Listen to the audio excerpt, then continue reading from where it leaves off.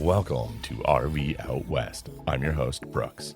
My Family of Four's base camp is located in the beautiful Pacific Northwest, and our RV adventures radiate out from there. Please grab a mug of coffee and join us as we discuss RVing around the American West. From sweet camping spots, gear and equipment, to tips and tricks, we've got you covered. We are RV Out West. Dispersed camping with a trailer is not something that we've done a lot of. Yet it is something that we want to do more of. Not just because it's free, but the serenity and solitude is what appeals to us the most. Isn't that one of the reasons that we all started camping in the first place? Taking the initial plunge into boondocking has been somewhat a challenge for me, probably because I like to overthink things and sometimes unintentionally overly complicate issues. We've dry camped and I have boondocked once before, so I'm not too worried about the how to do it. My struggle has always been where to do it. Last year in episode 16, I interviewed Jason and Abby of RV Miles, and they shared with us some great tips on how to find spots to boondock. If you haven't given that episode a listen, please go back and give it a listen. There's a lot of great information and resources there. I've taken their suggestions and I've done my own research using digital scouting methods from Google Earth, Google Maps, Onyx Maps, and Compendium to search out access points and plots of lands that look RV friendly. In today's episode, I'm wanting to share a different way to tell a story. And so I'm bringing you along with us as my son and I head into the Cascade Mountains with a pocket full of GPS coordinates, some snacks, and our adventurous spirit. This is all unscripted, just my son and I and a field recorder. So you can join us as we experience the ups and downs of scouting boondocking locations. So climb into our pickup, buckle up, and settle in. We've got an adventure to go on. Just getting the pickup truck all fueled up here with some diesel before we get ready to head out, head up into the Cascade Mountains. I've got, I don't know, maybe about 10 GPS locations that I've pre-selected using like Google Earth and my Onyx Maps to try and locate some potential spots there on National Forest land. I'm going to throw a cooler in the bed of the truck and take some lunch and snacks and head on out and go scout these areas. So in the future, we've got some places that we know we can fit in and go to. And that's the goal, to see kind of what might be out there. It's a spring day here this Saturday morning in Washington State. We're down in the lowlands. Our city is located along kind of the Puget Sound. We have, I look outside and I look out the window and we have spots of blue sky, and then we have some really kind of gray, ominous clouds. There is rain in the forecast today, but it's a little humid. It's a little warm. There's a light breeze. The trees are kind of doing their little sway and their little dance with this light breeze. But today my son and I are going to head up into the Cascade Mountains. Yeah, I'm looking forward to just spending the day with you up in the mountains. It's going to be fun.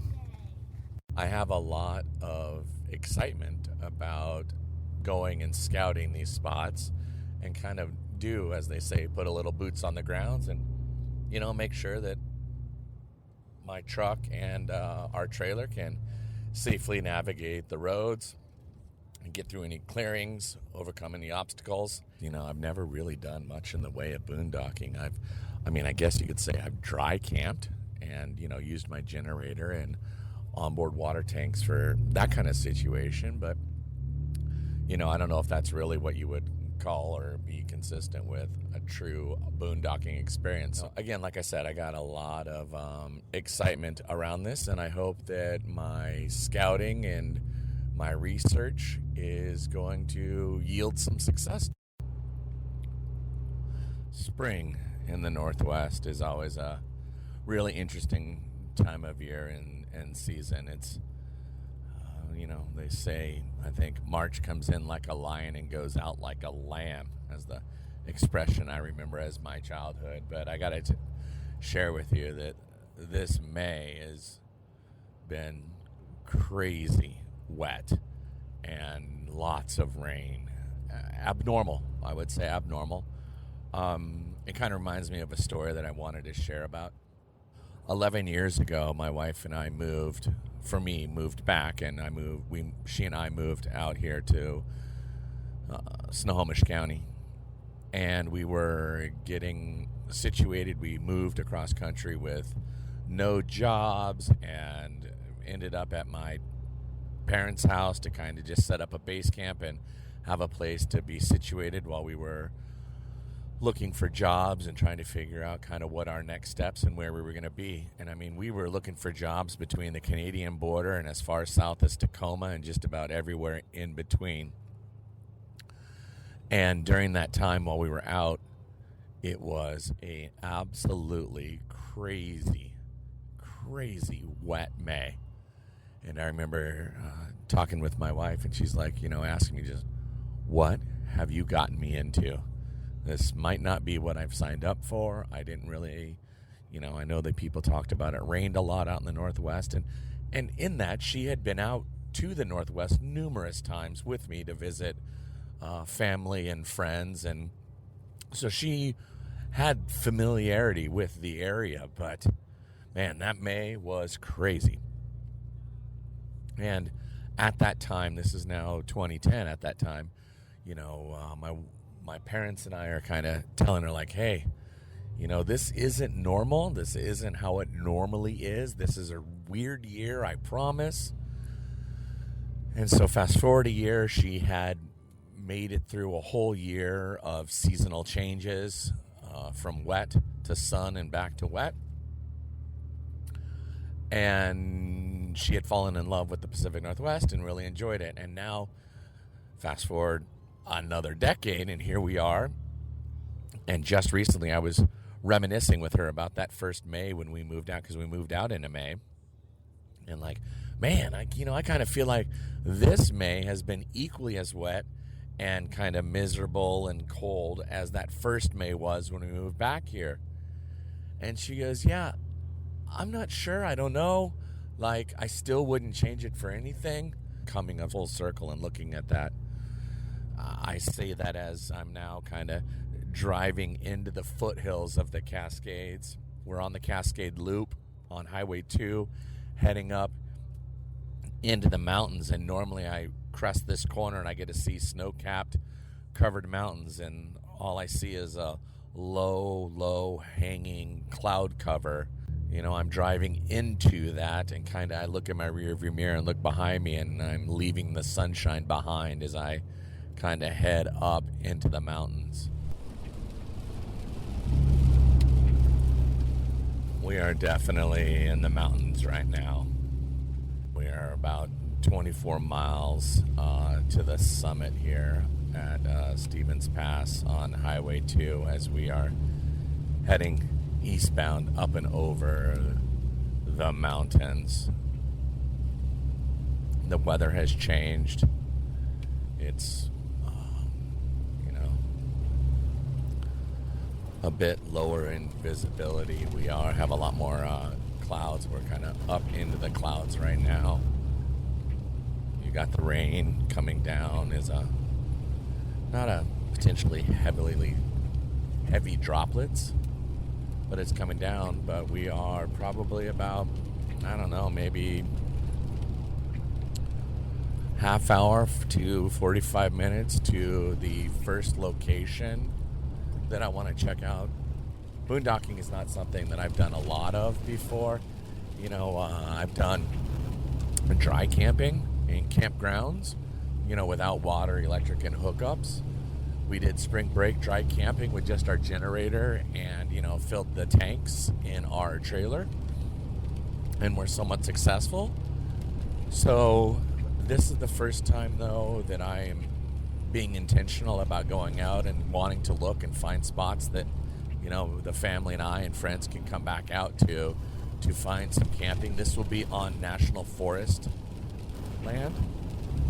So according to my research, we are allowed to stay up to 14 days. I was not really able to, in my searches here, to find a motor vehicle usage map, the MVUM as they call it. I found other motor vehicle usage maps for different parts of the Forest Service land here in the state, but none necessarily for the Wenatchee National Forest, which is where these spots are going to be that we're looking at. But I think one thing that I really like about RVing and the RV life is that I'm a perpetual learner. And so to be able to go out and find these things and try new things and explore new things is what's really exciting and juices me. Plus, I'm having a wonderful day with my son today. We've had some great conversation in the pickup as we're heading out. We've listened to some great music, and I'm sure on the way home we're going to listen to some really cool podcasts. I've got a couple lined up for he and I to listen to on the way home. We've packed a wonderful lunch, so we're going to have a picnic, hopefully, at one of these little boondocking spots. Granted, with the way the weather is, we might be eating inside the pickup truck, but hey, it is what it is. We're going to figure it out as we go, and that's a little bit of all part of the adventure. Hey, Wesley, are your ears starting to pop? Because mine are totally starting to pop as we're getting up here. No, my ears are not starting to pop. Really? I'm surprised because we're about, I don't know, 8 to 10 miles to the summit. Your ears haven't started popping yet? Yeah. Huh. Probably will take more altitude for my ears to pop. Really? I think my left ear just started to pop. Really? Yeah. It's just starting to pop now? Yeah. All right. Both of my ears just sit. There's always something magical as you round these last couple of corners here, as you crest the summit of Stevens Pass here on Highway 2. I've been driving this stretch of road since I was 16 years old and been coming up to this mountain even longer before then. And every single time you round that bend and you see that first chairlift there, which is now called Kerr's Chair, just love coming up into these mountains. And we're soon going to be passing the sign here. I can't remember what the elevation is of Stevens Pass here at the road, not at the top of the mountain, but at the road. I want to say it's about 4,700 feet somewhere. The anticipation's killing me. We're going to have to see the road sign. But man, here it is. It's middle of May, and there is just snow still. Crazy amounts of snow on the side of the mountains here in middle to end of May. It's crazy though. There's still like these berms of snow where the Washington State Department of Transportation snow plows have, pushed the roads are bare dry. And I mean, it's wet because it's raining, but I mean, you can still see all the snow. We had just a crazy season of snow up here in the mountains. We're just a few seconds away from, oh man, I see the final corner. Do you see it, Wes? That's that final corner. It's a magical corner right there. I love turning this last little corner bend and seeing the mountain and being greeted by Stevens Pass.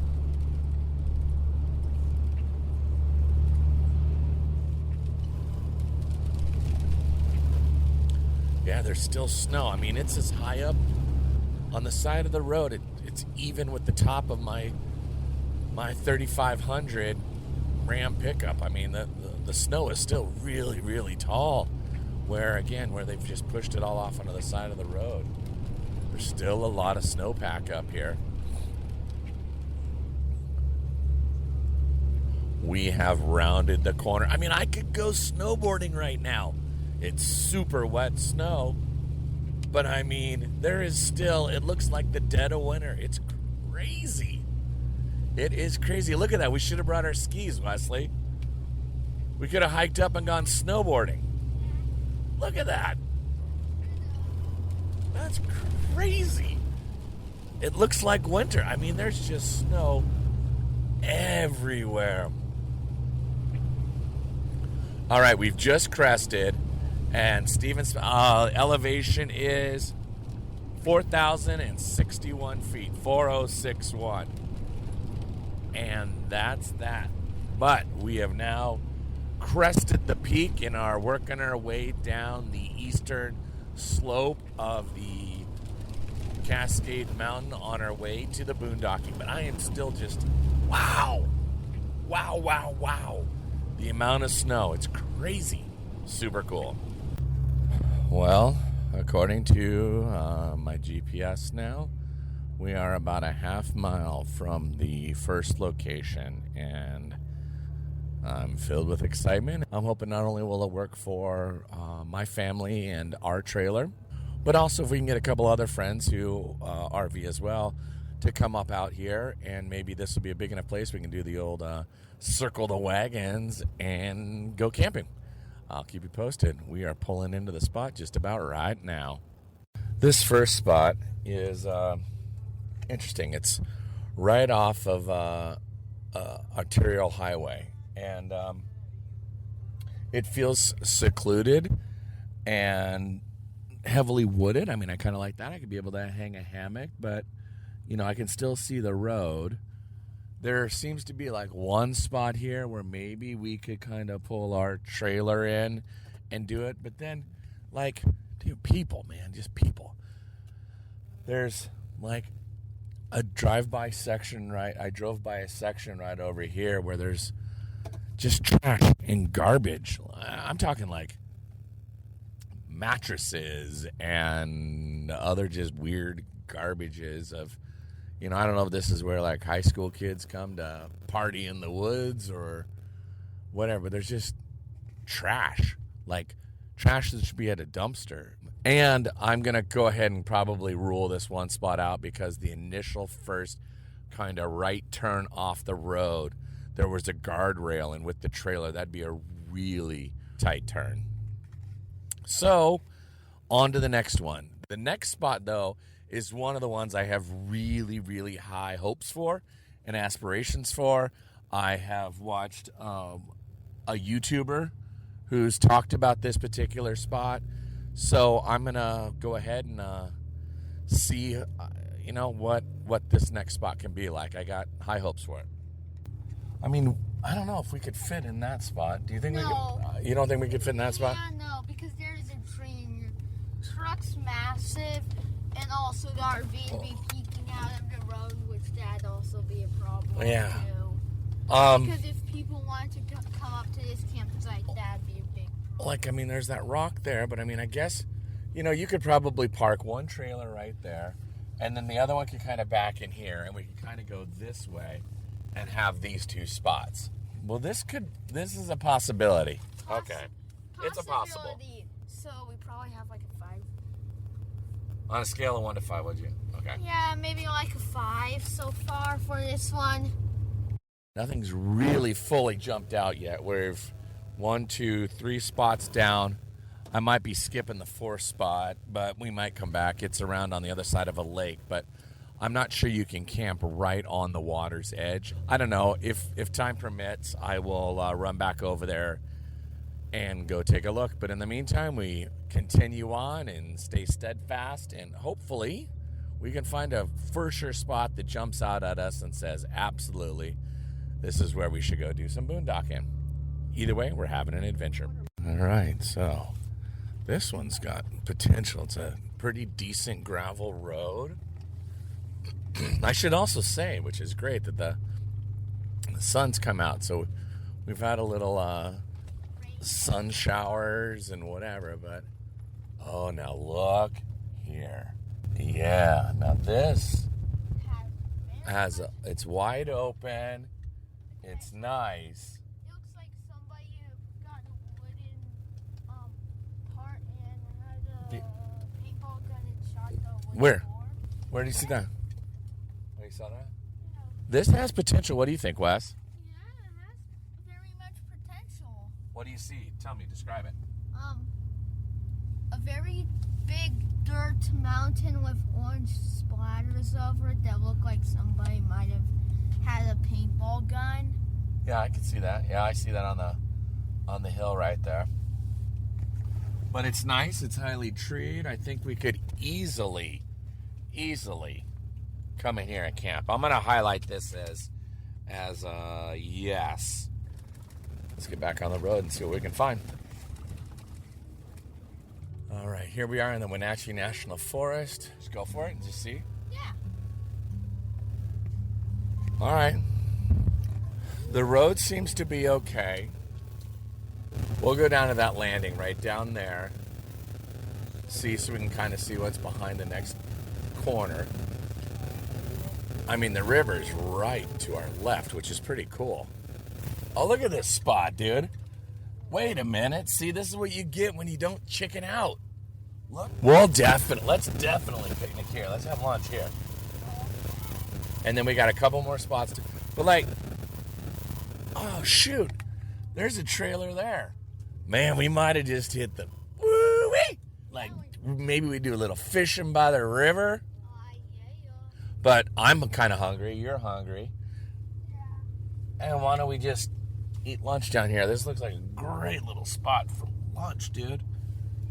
Yeah, I'm glad we found this. This is super cool. I see a wrecked picnic table. Just sit on the tailgate right here by the river. And what do you think? Sound good? Yep. All right, cool. Let's do it. This is a beautiful little spot right down here. Yeah. It's very beautiful. Like, if you just listen to it, you can, down here, if you enter the campsite, if you'll come down a ramp or little hill, then you'll come down this turn where you'll see a kind of big lake. It's moving, so you can fish in it, but I wouldn't recommend swimming in it. Is that a lake or is that a river? No, it's a river. And it's very chill down here, and you can camp down here. Yeah, this is a nice big spot.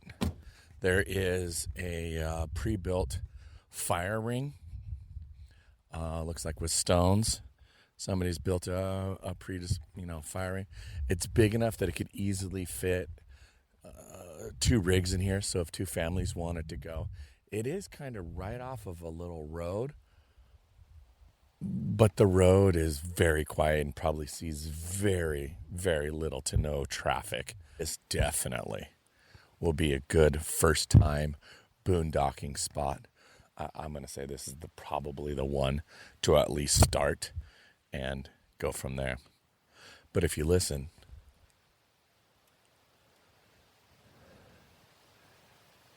you can hear the birds chirping and the small, distant little roar of the Wenatchee River. This is a nice spot. I really like it. It's peaceful and serene. I definitely want to come back and do some camping. This has been an adventurous kind of day looking for all these spots. What's been your favorite part of the day here, Wes? Probably not all of the parts have been my favorite. Yeah, what did you think? I feel like we found a one really good spot. I like that it's quiet up here. It's a little remote. You know, we only have about 1 bar of service, which is fine. I mean, I'm not, I wouldn't be able to. I don't think I'd be able to remote work from these locations, and I don't think it's going to have the bandwidth that I need for that.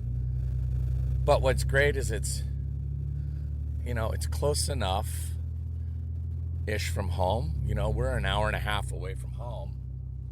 And I think, right, too, there's probably more and more exploring that we could do up and around in the area in there and find even other spots that might be even a little bit more remote and more cozy. But now I will add that I am a little disappointed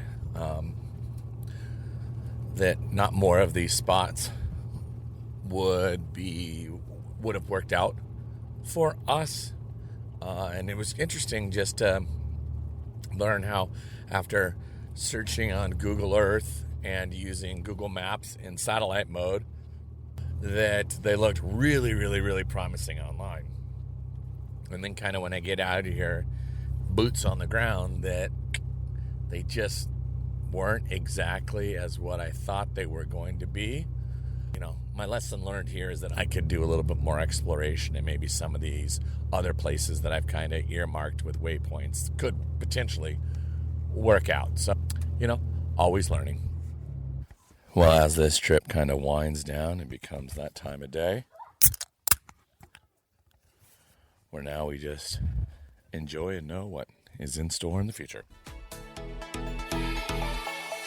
Thank you for listening to today's episode. It was something different for me. If you have comments about this episode, I'd love to hear them. Please either send me a DM on Instagram or email me at rv.out.west@gmail.com. In our next episode in 2 weeks, we chat with Jordan and Ashley, two nomads who are building something pretty special in the Pacific Northwest. They share their story and their why. It's a great episode, and I'm excited to be sharing it with you. In the meantime, please be sure to share with your friends and family about this podcast and head over to Apple, Spotify, or Amazon Podcasts and leave this show a rating and a review. If you've not yet subscribed to the show, please do so that way you'll never miss an episode. If you have an idea for a topic you'd like me to discuss, please contact me at rv.out.west@gmail.com. Now, get out there, explore, and go see what's beyond the horizon. Thanks so much for listening to RV Out West. Join us again in 2 weeks with our next episode.